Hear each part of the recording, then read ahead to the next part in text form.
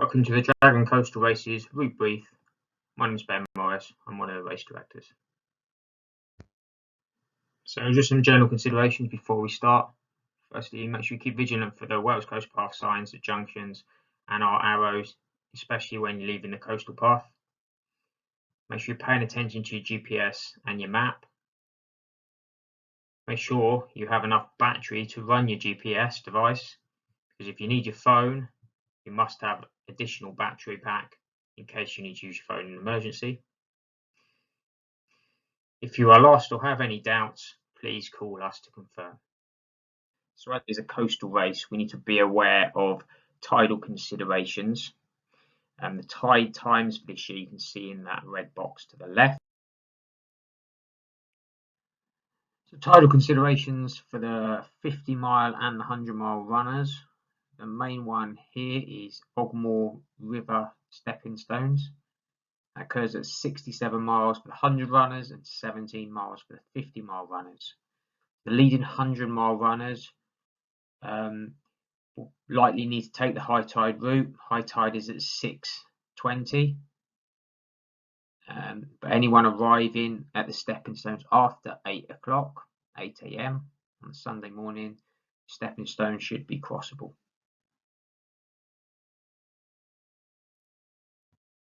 Olympic Stands is the start of the Dragon 50. For the Dragon 50 runners, there's a 4.5 mile start loop around the reserve before joining back onto the Wales Coast Path and heading back to Cardiff Bay. The first checkpoint for the Dragon 50 is at the reserve building. It'll be outside, so you can make a quick get in and get out. It's once you've completed that loop. The loop's well signposted, it's fully signposted and marked. It's on the GPS trace as well. It's important here that if you're on the Dragon 100, you don't do that extra start loop. So once you hit the coast, you take a left. And for those Dragon 50 runners, the first time you hit the coast, you'll go round to the right. And the second time, then you want to follow the route back to Cardiff. You follow the coast path along West Bay. There's clear and obvious signs. You follow it into Puthcall. Once you get to Puthcall Harbour, you'll reach Coney Bay Fairground. You can head straight across the fairground, hugging the top wall by the beach, to the far end of that fairground, past the car park. Then literally follow the sand and coast along the coast. Takes you into checkpoint 7 and checkpoint 2, which is in Newton Village in the car park right on the front. You'll literally run straight into the checkpoint. So once you've left the checkpoint, you head straight across the long beach. You head all the way to the estuary at the far end. Not far from the estuary, you'll see a Wales Coast Path sign which takes you into the Merthyr Mawr Sand Dune Complex. Just keep an eye on your GPS trace here and look out for signs. There are, as all sand dune areas, lots of little offshoots and paths. The main path is relatively straightforward to follow. Once you reach the main car park at Merthyr Mawr, you'll head out onto the road and in towards the village. As you go through the village, you're looking for the Wales Coast Path signs on your right, which will take you down a right turn and over a small bridge to cross over the river. As already mentioned, it's high tide here at 6:19, so any super fast 100-mile runners will need to follow the high tide route diversion. You see that's marked on the map, but as you can see on the map, it does not add much distance. From approximately 8 a.m. and for all the 50-mile runners, you'll be able to cross the stepping stones with ease. But if you'd rather still take the high tide diversion and cross the river over the bridge, that's fine and you won't be penalised. Okay. And once on the other side, you just follow the river back towards the sea to the Ogmore by Sea River Mouth car park. So that's the finish for our popular Vale coastal races. And in previous years, the checkpoint has been in that car park. This year, you'll need to continue on the coast path a bit further along to Southern Down, also called Dunraven Bay car park, and we've got an indoor facility which is inside the Heritage Centre. Once you come in Southern Down into the beach car park, you're going to take a left turn. Checkpoint is in the Heritage Centre, as can be seen in the top right and bottom right pictures. So from Southern Down to Lantwit, the route is super simple. The coast path hugs the top of the cliffs. As long as you keep the sea on your right and the land on the left, you keep going along. There's lots of Wales Coast Path signs. When you get to Lantwit checkpoint, there's drop bags available for both race distances. It's a good opportunity here to change your shoes and socks, especially if you've got sand in them. Grab an extra warm layer for the evening section, again depending on the conditions, and then grab some resupply food. The picture on the right is a picture of a kiosk that's at Nash Point, so that's by the lighthouse. It's about halfway between the two checkpoints. There's toilets there, and there's a coffee shop and kiosk, so you could buy some extra food there if it took your fancy. So the next section again is super simple, just follows along the cliff top. As you reach Aberthor, you'll run into the car park, which is by the power station. Checkpoints in the car park, same as those that have done the Vale race. Aberthor to the Nap, another straightforward section, easily follow the coast path signs. Key points here is to make sure that when you arrive at Porthkerry Park, you don't head into the park, as in previous years we've had a checkpoint in the park. But at the end of the park, we'll head up the steps. As you're onto the cliff top, you then follow the Wales Coast Path along, dropping out by the Nap, by the toilets. Another important point to highlight is that the checkpoint is not by the toilets, it's a little bit further on by the end of the lake. And this slide shows the checkpoint. So you'll come down the steps, the left picture on the left, that yellow arrow where the toilets are. Follow around the coast path, and then as you come to the end of the lake, you're going to take a left, drop down the steps to the checkpoint in that small enclosure at the end of the lake. I need to highlight here that there's no car parking space by the checkpoint for crews. It's all double yellow lines, and there's lots of traffic wardens will patrol that area. So crews should park by the toilets just on that Nap car park and meet you there, or walk down to the checkpoint. They're welcome in the checkpoint, but there's no car parking for crews in that checkpoint. As you come to Barry Island, this is an important area to pay attention to. You'll cross over onto the island on Harbour Road. Halfway along Harbour Road, there's a turn in, as you can see in that picture on the top left, which takes you off the road. It's a bike path and takes you down towards the car park. This will be signed on the race, but just keep your eyes peeled. It's also important here to highlight that you're not going around the island like you do on the Vale races. You're going to cut from this path straight across to Asda and follow around the docks.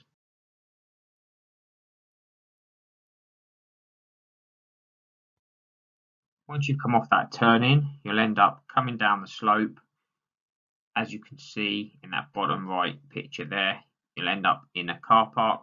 You're going to take an immediate left and cross under that underpass, under Harbour Road. Once you've gone under that underpass, you'll regain the Wales Coast Path, which will bring you out right by Asda, and then it's important there that you turn left and follow past Asda and past the docks, and you don't turn right and head into the island. Again, keep an eye on the signs. We're going to signpost that area there, our yellow running arrows, but also keep an eye on your GPS trace. And that final photo, top right, just shows you where you'll come out under the underpass. and you turn left to regain the coast path. As you leave the docks, you'll be running along a cycle path past the council buildings, and then approximately 400 metres after those buildings, start looking out for a right turn, as seen in the bottom left picture. There will be yellow arrows on the lamppost. We'll mark it up well, and this just takes you to the coast a bit earlier and gets you onto the trail a bit quicker than if you follow the official Wales coast path. So to continue straight on, when you hit the roundabout, you're going to cross straight over the roundabout. You're going to head in through some industrial areas, and then you're looking to regain the coast path, as you can see there on the bottom right hand picture. Again, we'll put running arrows out to mark this section to help guide you onto that coast path, and then you'll follow the coast path left along into the checkpoint. Now, the checkpoint in Sully is in the park. It's not in the holiday park, it's in the actual park, and it's not in the pub car park as it has been in previous years. When you leave the checkpoint, you turn right down Beach Road. About 100 metres down the road, you'll come to a pub car park. It's not clear where the coast path goes, but if you stick to the right of the car path, literally hug as close to the sea wall as you can, the Wales coast path sign is at the far right corner of the car park. When you get there, it's obvious, but it is hidden until you get into that far right corner. So all the way through the car park to the far right corner, and you'll find the Wales coast path sign. You come down into Penarth, you come down the hill, you'll pass the pier, you follow straight past the pier, and the road swings round to the left, past a centre called the Kaimin Centre, and just after there's a turning right up some steps. It's signposted Wales coast path, and we'll also put some extra running arrows out on that section, and then we'll flag the section there from that point there down onto the bay, onto the barrage. As you come down the hill towards the bay, you'll see a roundabout, and you'll see the bay and the barrage in front of you, and at that roundabout you're going to go straight over, cross over the barrage, and then just follow clear and obvious cycle path around the bay, eventually coming out of the Norwegian church to the finish. So the finish is at the Norwegian church by the Scott Memorial in Cardiff Bay. It's a great location, views across the bay, great facilities inside. The cafe is open late into the night, so invite all your friends and family to come down and cheer you in. It's important, really important, especially finishing in the evening, to have a warm jacket or warm change of clothes to put on. Now, they should be in your drop bag, ideally. There are meal tickets, so you can see the marshals at the finish provide you with a meal ticket, which you've got a set menu for you to choose something off when you arrive, and we're hoping to create a really good atmosphere to the finish. It's a great location, get as many people down as you can. And some summary points for the Dragon 100 and Dragon 50 runners. Be careful when crossing all roads. Follow the Wales coast path signs to the stepping stones at Ogmore. At the stepping stones, if the tide is high, follow the high tide route. Do not wade or swim across the river. The checkpoint at the Nap is by the boat lake, not by the toilets as in previous years. In Barry, turn right halfway down Harbour Road to the car park, then go left under the underpass and regain the Wales coastal path by Asda. You do not need to go around Barry Island.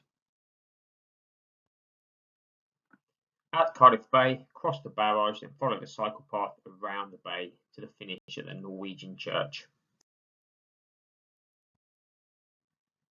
If in doubt or if you are lost, you should call the Run Walk Crawl race phone. That number is provided on the map, and you should add that into your contacts on your race phone before you start. We will give you advice. We will see you on the GPS trackers, and we'll be able to guide you back onto the route.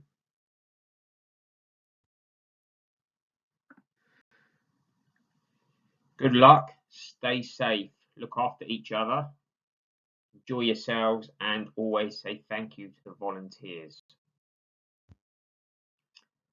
Thank you for listening, and we will see you on race day.